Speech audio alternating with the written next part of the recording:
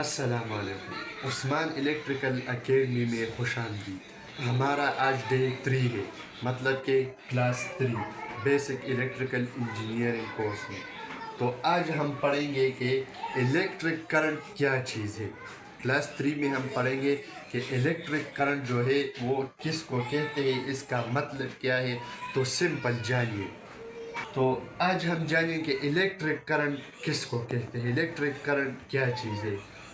تو جب الیکٹران کی مسلسل حرکت کو الیکٹرک کرنٹ کہتے ہیں، الیکٹران کی مسلسل حرکت کو ہم الیکٹرک کرنٹ کہتے ہیں، ٹھیک ہے۔ ہمارے پاس ایک سمپل ایگزامپل ہے۔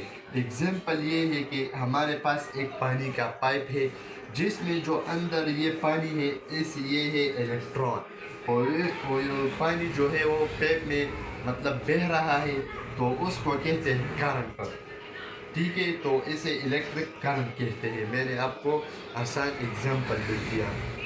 یہ ہمارا وائر ہو گیا، یہ جو میں نے یہ لگائی ہے نا، یہ وہ الیکٹران ہے جو میں نے پچھلی کلاس میں آپ کو جو ہے وہ ڈیفائن کیا ہے۔ اگر آپ نہیں دے گا تو میرا پچھلی جو ہے کلاس دیکھیں۔